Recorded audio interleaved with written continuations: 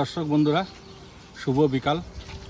আজকে আমরা সোলার পরিষ্কার করব। কিভাবে সোলার পরিষ্কার করতে হয় আপনাদের জানাবো। সোলারে ময়লা থাকলে আপনার কারেন্ট কম উৎপন্ন হবে, তাই আপনাদের দেখাচ্ছি।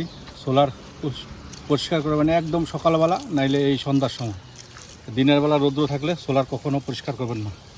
এই দেখুন, সোলারে পুরা ময়লা লেগে আছে।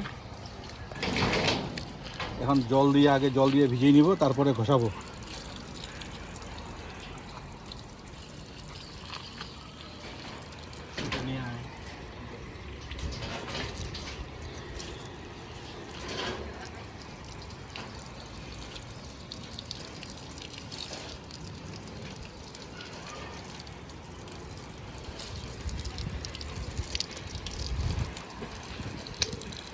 সেখানে ছোটো হয়ে গেছে।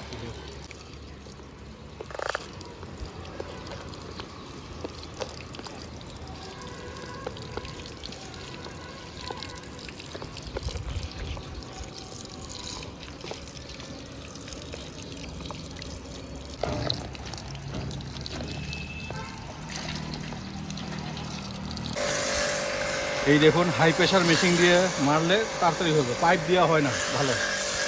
এই দেখুন,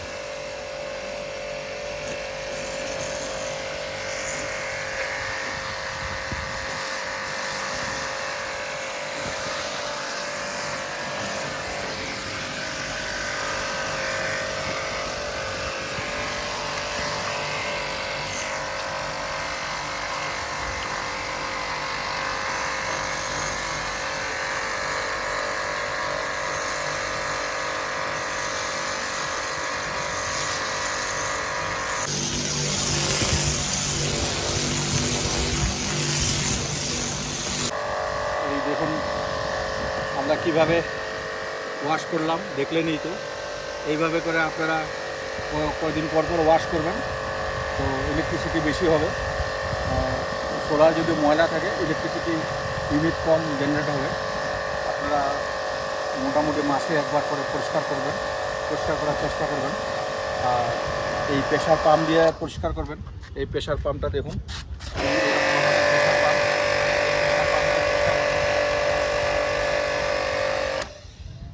যদি এরকম প্রেশার পাম্প আপনাদের প্রয়োজন হয়, যদি দরকার হয়, তো আমরা বিক্রি করি। আমাদের সাথে যোগাযোগ করবেন, কমেন্ট করে জানাবেন, তো আমরা বলে দেবো কি দাম আছে। তো আপনারা নিতে পারেন, নিয়ে এটা ইউজ করতে পারেন। ভালোই, এই মেশিনটা দিয়ে আপনার গাড়িও ধুতে পারবেন, সব কিছু করতে পারবেন, মাল্টিপারপাস কাজে আসবে। আর আমাদের এই 2 মাস ধরে আমরা এটা সোলারটা লাগিয়েছি, তো মোটামুটি আমাদের বিল 1 টাকাও এখন পর্যন্ত আসে নাই। শুধু ওই মান্থলি যেটা ফিক্সড চার্জ যেটাকে বলে আর কি, সেটাই আসে। আমার তো 3 কিলোওয়াট লাইন, রোজ 60 টাকা 24 পয়সা করে কাটে। রোজ আপনার 60 টাকা 24 পয়সা করে কাটে, আর এক্সট্রা কোনো বিল আসে নাই এখন পর্যন্ত। আজকে 2 মাস হয়ে গেল। এই বলে আমার ভিডিওটা শেষ করছি। ধন্যবাদ।